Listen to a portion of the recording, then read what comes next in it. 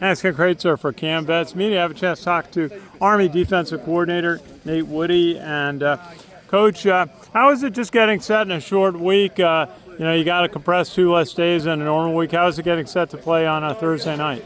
Well, it's a lot tougher. You're going to spend a few more hours at work in the evenings, and the staff will get after it pretty late into the evening, and then back early the next morning. So a lot of preparation in a very short period of time. And the one thing that you're trying to do is really keep things simple and let the guys play fast. And sometimes that's the hardest thing to do is to keep things simple. So that's the challenge this week. What were your thoughts looking back at the North Texas game? Eric Ford, I thought, had a big game with 7 tackles. So did Casey Larkin.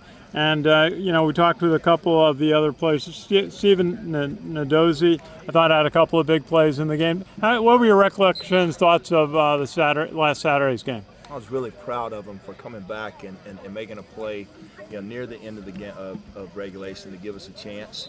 I thought there was times during the ball game we played hard, but we got to play a little bit smarter in what we do. We've got to play a little bit more fundamentally sound, and those are the things that you come to practice for. And our guys love to practice. And when they do come here, they're cognizant of what they got to get better at.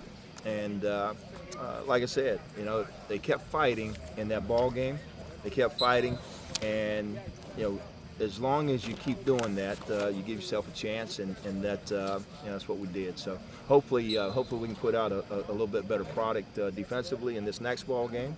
But it's a really good opponent, and East Carolina is one that we can sort of measure ourselves as we continue to try to get better. Yeah, there, Coach Blake Carroll took over mid-year last year. Won I think 5 of the last 6. Including win over North Carolina. And the quarterback, Caton Hauser, is going for 314 yards a game. And they got a pretty good running back. We see London Montgomery, 37 yards a game. What do you see in the offense of East Carolina? I think there's some similarities in what they do. They spread the field. They go fast. There's some similarities in maybe the North Texas team.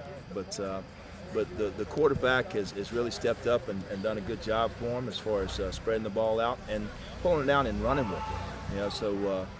So all 11 guys, are doing their part and playing as a team for those guys, and they're playing well. This is going to be a really tough opponent. The running back he can make people miss. He can get the tough yards. He can catch the football. He can block, and they got receivers that can run pretty good too. So, like I said, I'm looking forward to playing against a team that is going to be a really big challenge for us. And just a final thought, watching Caleb Fordner play, it seems like he's the guy who's trying to get in the backfield, trying to make a play. How important is that you get pressure on the quarterback, you get a chance to make a play for a loss? Well, I think pressure on the quarterback is always key, except when the quarterback is getting rid of it really quick. So if you're sending pressure and the quarterback is throwing it in less than 2 seconds, then you're probably wasting resources. So I think what Caleb does is a really good job of dropping in coverage. He does a really good job of stopping the run, and then when it is his time to rush the passer, does a great job of that as well. So he's great football player for us, outstanding leader as well. Coach, thank you. We'll see you Thursday night down at East Carolina. Thanks, Ken. Coach. Ken McMillan, go ahead with about 2 questions here.